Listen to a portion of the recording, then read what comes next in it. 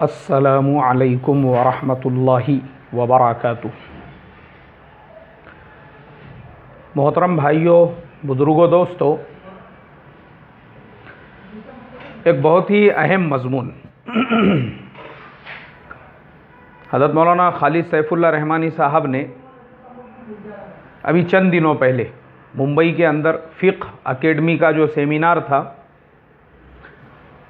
اپنے بیان کے اندر ایک جملہ کہا، بولے آج کے زمانے میں اگر مدرسے کا قائم کرنا مستحب ہے تو ہر گلی میں، ہر محلے میں، ہر بستی میں مکتب کا قائم کرنا یہ فرض ہے۔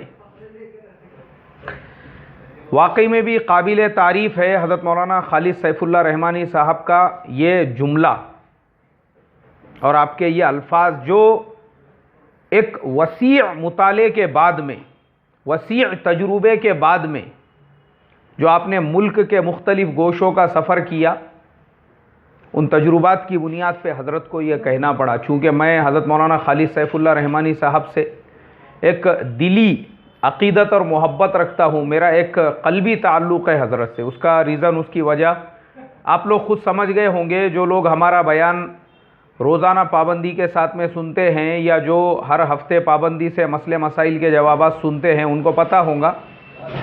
کہ میں تقریباً 50% سے زیادہ مسائل کے حوالوں کے جو جوابات ہیں وہ مولانا خالد سیف اللہ رحمانی صاحب کے کتابوں سے ہی دیتا ہوں۔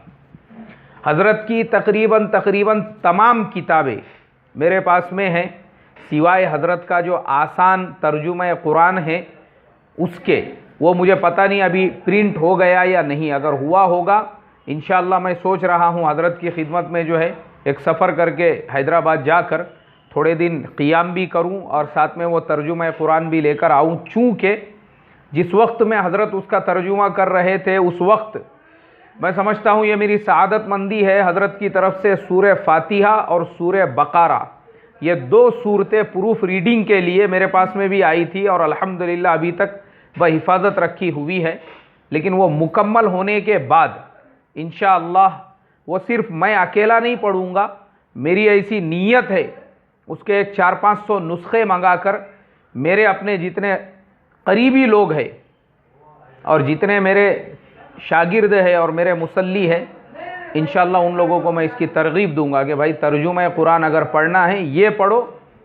اور ترجمہ قرآن اگر اپنے مساجد میں رکھنا ہے تو یہ رکھو۔ آج کے زمانے کے اعتبار سے، حالات کے اعتبار سے ایک دم عام فہم ترجمہ قرآن۔ تو چونکہ حضرت مولانا خالد صاحب سے ایک قلبی، ایک دلی تعلق ہے، لوگ عموماً مرنے کے بعد اچھائیاں بیان کرتے ہیں، ہمارے حضرت ایسے تھے، ہمارے حضرت ویسے تھے، اور جب زندہ ہوتے ہیں تو ان کی غیبتیں، برائیاں کرتے ہیں۔ اب میں اس مزاج کا انسان ہوں کہ ایک آدمی میں اگر مجھے اچھائیاں اس کے زندگی میں نظر آ رہی ہے تو میں دل کھول کے اس کا اعتراف کرتا ہوں۔ تو حضرت نے جو جملہ کہا، اصل ہمارا آج کا موضوع وہ ہے